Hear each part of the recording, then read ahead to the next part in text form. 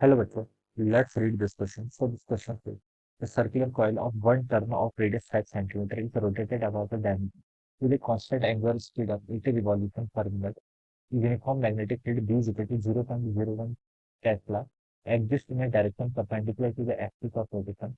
Find the maximum EMF induced. Maximum कितना EMF induced होगा वो आपको बताना है, ठीक है। तो इस क्वेश्चन को बच्चे टू कॉन्सेप्ट का लिख सकते हैं। ईएमएफ इंड्यूस लिख लीजिए, क्या लिख लीजिए, ईएमएफ इंड्यूस, ठीक है। मैक्सिमम इंड्यूस्ड ईएमएफ आपको बताना है या फिर इंड्यूस्ड ईएमएफ आप इस क्वेश्चन का टू कॉन्सेप्ट आप लिख सकते हैं, ठीक है। अब देखिए सर्कुलर कॉइल है जिसकी रेडियस गिवन कर रखी है, रोटेट कर रही है अबाउट इट्स डायमीटर, ठीक है। एक मान लीजिए कोई सर्कुलर कॉइल है, it is rotating about its diameter, ये इसका डायमीटर है, इसके अबाउट पे कर रही है मान लीजिए, ये आपके एक्सिस है मान लीजिए, इसके अबाउट पे कर रही है, ऐसा रोटेट कर रही है, ठीक है। With the constant angular velocity omega given है, uniform magnetic field exist in direction perpendicular to the axis of rotation. Magnetic field मान लीजिए आपका इस डायरेक्शन में, ठीक है, एक्सिस ऑफ रोटेशन से परपेंडिकुलर डायरेक्शन में। हमें मैक्सिमम ईएमएफ इंड्यूस बताना है, ठीक है। अब बच्चों देखिए यहाँ पर क्या होगा, मोशनल ईएमएफ इंड्यूस होगा, क्यों? क्योंकि देखिए ये क्या कर रहा है, आपका रोटेट कर रहा है, ये जो आपकी कॉइल है, कॉइल के करीब रोटेट कर रही है, रोटेट करेगी तो फ्लक्स फ्लक्स क्या करेगा, चेंज करेगा, और फ्लक्स के चेंज करने के कारण तो आपका ईएमएफ इंड्यूस होता है। ईएमएफ इंड्यूस किसके इक्वल होता है, ई इक्वल टू देखिए हमें पता है minus D five by D T के इक्वल होता है। हमें मैग्नीट्यूड वाला पार्ट बताना है, ठीक है। तो मैग्नीट्यूड को आप simply D five by D T लिख लेना, ठीक है। क्या लिख लीजिए, D five by D T, यानी कि देखिए आपको मैग्नीट्यूड फाइंड आउट करना, आप सिंपली इसको कैसे सॉल्व कर लीजिए, ठीक है। अब देखिए ईएमएफ इंड्यूस किसके इक्वल होगा, फाइव। फाइव देखिए क्या होता है, फाइव होता है आपका फ्लक्स, फ्लक्स होता है आपका B vector dot A vector के इक्वल, क्या होता है आपका B vector dot A vector, ठीक है। तो मैं आपसे क्या, मुझे यहाँ पर क्या बता रहा है, बी और ए को मैं ओपन कर लेता हूँ, इसको लिख सकता हूँ B A cos theta, theta is the angle between the area vector और मैग्नेटिक फील्ड के बीच का जो आपका एंगल होगा, ठीक है। एरिया वेक्टर क्या होता है देखिए, एरिया वेक्टर जो आपकी ये कॉइल है, कॉइल की जो परपेंडिकुलर होगा इसके नॉर्मल, और बी के आपके यहाँ पर मैग्नेटिक फील्ड, देखिए इनके बीच का जो एंगल होता है उसको मैं क्या बोलता हूँ, थीटा बोलता हूँ, ठीक है। अब ये आपका हो गया, इसको आप क्या कर लीजिए, D by D T differentiate कर लीजिए, ऑलराइट। तो मैं इसको यहाँ पर से क्या लिख सकता हूँ, देखिए इसको मैं यहाँ पर से लिख सकता हूँ, अभी हम देखिए ईएमएफ की बात कर रहे हैं तो माइनस साइन आएगा, मैग्नीट्यूड की बात करेंगे तो हो जाएगा, मैं अभी सिंपली ईएमएफ की बात कर रहा हूँ। तो यहाँ से देखिए माइनस बी ए, ये तो कांस्टेंट है, कॉस थीटा का टाइम के रिस्पेक्ट में डिफरेंशिएशन करेंगे तो कितना आएगा, कॉस थीटा का डिफरेंशिएशन होता है आपका माइनस साइन थीटा के इक्वल होता है, कितना होता है आपका, माइनस साइन थीटा के इक्वल होता है, ठीक है। या फिर आप देखिए इसको ऐसे लिख लीजिए, थीटा को देखिए आप यहाँ पर डिफाइन कर लीजिए, थीटा को देखिए हम यहाँ पे क्या कर लेते हैं, ओपन कर लेते हैं।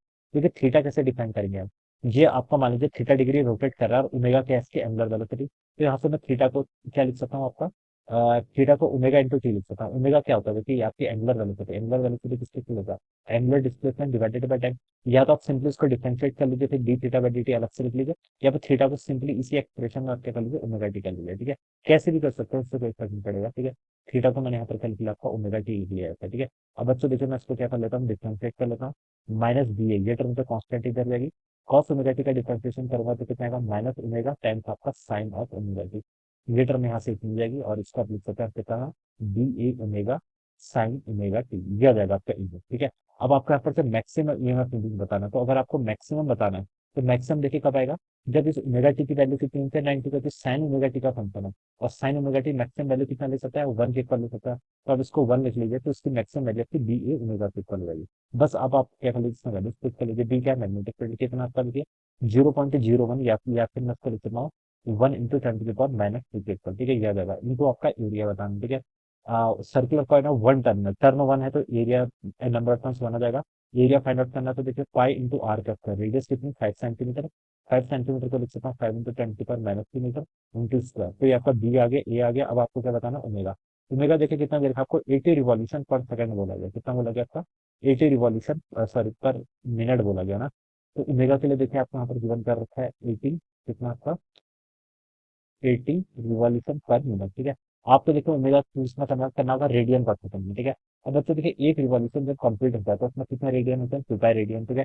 तो मैं इसको क्या कर लेता हूँ, देखिए 80 इंटू 2 पाई कर लिया, और मिनट को सेकंड में कन्वर्ट करने के लिए मैं इसको 60 से कर लूंगा, तो अब ये कितना आ गया था, रेडियन पर सेकंड मान लो, ठीक है। तो इसको सॉल्व करने के लिए 4/3 यहाँ पर जाएगा आपका, और 8 पाई बाई 3 हो जाएगा, तो ओमेगा की वैल्यू कितनी आ गई, 8 पाई बाई 3 रेडियन पर सेकंड के ऊपर, ठीक है। तो इस वैल्यू को आप यहाँ पर पुट कर लीजिए, कितना 8 पाई बाई 3 के ऊपर, ठीक है। अब बस आप क्या कर लीजिए, उसमें से कैलकुलेट कर लीजिए, दो टर्म आपकी कैंसिल हो रही है, ठीक है। ऊपर देखिए आपका क्या क्या है, 10 पहले देखिए 3.14 ये है, 5 का स्क्वायर करेंगे तो कितना आएगा आपका 25, ठीक है। तो 3.14 इंटू मैं कर लूंगा यहाँ से 25, 3.14 इंटू 25 इंटू देखिए आगे क्या आपका 8 इंटू आपका एक पाई और है, ठीक है। तो ये ऊपर आपका ऊपर आ जाएगा, ठीक है। डिनोमिनेटर में क्या आपका बाई 3 करना है, ठीक है। तो इस पूरे को आप 3 से डिवाइड कर लेंगे तो आपका 657 आ रहा है। कितना आ रहा है?